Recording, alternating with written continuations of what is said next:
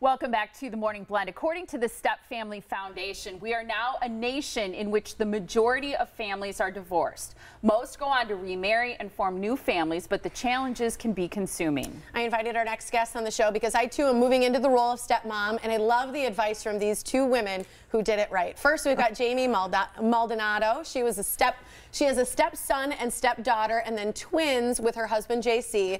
The biological mom lives in Ohio and is not involved with raising their children. And then we also have Katie Walczak, and her husband Brian had 3 children when they met. They now have 1 son together. Katie's stepkids are all adults now. She's actually a grandparent now, right? And she even goes on vacation with the biological mom, Lisa. She says they simply decided that they're all one big, weird family, and they love it. Look at them there. I think that's fantastic. I absolutely love that. Thanks for being here. Thanks so much. Let's kind of just set the stage so that people understand a little bit about your story. So your husband's name is JC. Yes. And he had children before you met. So back up, tell us how you met and the situation when you guys first were introduced. Yeah, so we met actually at Starbucks. We were working together. I was his manager and he was my shift supervisor. And you know, we had both kind of been through some rough situations, and he was going through a divorce and a custody battle. So, you know, we just kind of became friends first, and we didn't really he didn't introduce me to the kids until like a year into our relationship. Yeah, they just saw you as daddy's friend. Yeah, yeah. They'd come into Starbucks and they'd see me, and you know, but so we had a year where it was just us, you know, as a couple, but then once he gained full custody, then it was always, we were just always together. Yeah. And the kids just really kind of gravitated, and you know, I think God kind of brought me into their lives for a reason, because they knew that he knew that they were going to need a mom. Yeah, so their mom then moved to Ohio. Yep, that's where she's from. And, you know, after JC gained full custody, she had to come here if she ever wanted to see them. Yeah. So the phone calls and the visits kind of just tapered off. Yeah. Do they have no contact with their biological mom at this point? At this point, no, they don't. If they ever wanted to, you know, absolutely, they would be able to talk to her and see her. But she's supposed to come here if she wants to see them. And they have an older sister in Ohio, and they still talk to her all the time. Wow. Yeah, and she comes and visits them here too. How soon did you go from being daddy's friend to now you're a mom? And what kind of language is used in your household? So in the beginning, I'd say a year into it, JC finally introduced me and was like, so, you know, Jamie and I are dating, you know, and in the beginning they would just call me Jamie. I was always Jamie. And then after we got married, so we got married in 2014, that day Sophia started calling me mom right away. Luca took a little bit longer, but then I'd say after like a week I was mom as well. And that's how it's always been. For other people out there dating, step parenting, those kinds of things, do you think it's a good idea to delay the introduction of a significant other, someone you're dating for a while? Yeah. Personally, I do. You know, and it was, for us, we had always said we're gonna do the right thing. It's not going to be the easiest thing, but we're always going to do what's right because this is about the kids. So, and he was very much so like, you know, I'm not going to introduce this person into their lives just to like have her taken away or be gone, you know, because they were very little as well. I mean, they were like 2, 3, 3 and 4. Yeah. So, you know, you want that stability and you want it to be stable. You don't want someone just coming in and out all the time. Your situation is a little different, Katie. Quite a bit different. Your 3 that are your stepchildren, they were already older, but you did have custody. Right. My my husband had been divorced for about 6 years when I met him, and he had custody of the kids, but his ex-wife lives like half a mile away, so the kids just kind of went back and forth. It was not anything formal. And the youngest was 15. And so the 15 and the 18-year-old still lived with him, and the 21-year-old was already off on his own. Okay, and you have a child together. We do. We have a child who's almost 10. Yeah. Okay. Your theory, you know, in talking about what Jamie's was, yours was there was already an existing family unit. You were auditioning to be a part of that family. Right.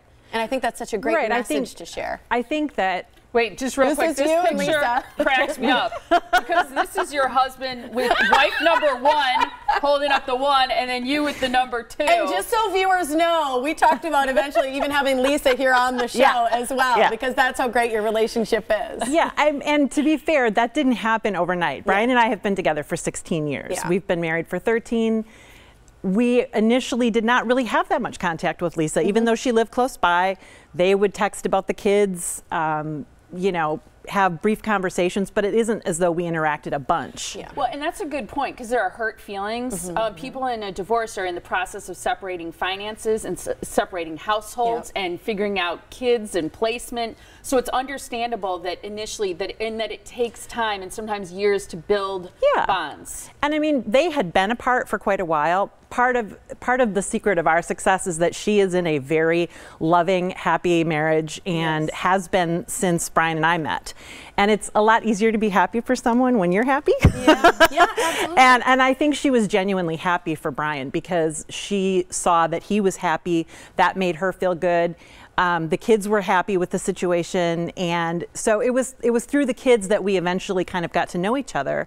And I just thought, you know, chances are we have a lot in common. Yeah, I love that you say You know, like, I'm like, maybe well, type, I might fit in. realistically speaking, he picked both of us, so chances are we have more in common than we don't, and we do. Yeah. And we also recognize that who he was at age 20 when they got married is not who I met when he was 37 or whatever he was.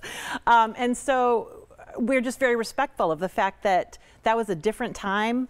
It was a different relationship, and that's okay because who he became in that relationship is the perfect person for me. And so I'm really grateful for everything that they had, and plus they have these awesome kids, and now I have awesome grandkids because of that. So, and it's true that you vacation together. Absolutely. Even. What about holidays? They just went on one together. Yeah, we just got back from Florida. We took everybody went down to Florida together. We rented 2 houses. And we just went back and forth between houses. And what would you say to people watching? Because I think this is a really important point, because it's not so easy. I mean, in your case, the mom is in another state. In your case, it took years, but you have a great relationship. A lot of people are at war with their ex-spouses. They alienate the kids in some cases, and there's a lot of devastating aftermath from the separation. What would you say to parents who don't get along and how that affects kids versus your situation and how you see your kids? Well, I mean, first of all, I think just in general in any relationship, anger is the result of the real emotion that's going on. There's either fear or there's pain. And if someone is showing you a lot of anger, it's because they're still working through fear and pain. That probably doesn't have much to do with you. And it's hard not to take it personally when someone is being very, you know, destructive in your life, but it's healthier for the kids if you can sort of separate that out and show empathy to that person and say, I am so sorry that you are so unhappy. And if there's something I can do to fix it, I will. We have just always sort of given each other enough space, but it just started out with, you know, having dinner together at a restaurant for one of the kids' birthdays. Instead of doing it separately, we had it together. Well, and I think that that's the big thing is like, it shouldn't be about a competition. And I think that that's what happens a lot. And, you know, it should be more of a collaboration. I like that. I love that. That's really how you need to think about it. Because it's about the kids. And it's hard sometimes to remember that when you are just in those emotions, you know, but it is actually a lot easier to get along with someone. It is. It just makes, I mean, we don't stress about holidays going who's going to go where and what if we run into so-and-so. I mean, we just don't. It's just not an issue. Now, we have gone on vacation. Lisa and I have gone on vacation to visit their daughter. For her 30th birthday, she wanted us to take her to New Orleans, so we said, okay. Let's do it. And we had a blast telling everybody who we were.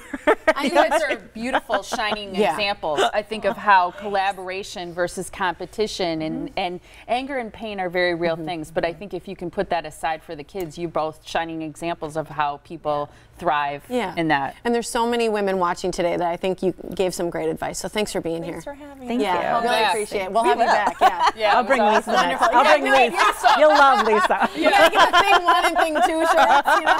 Exactly. You guys are wonderful. Appreciate it. All right.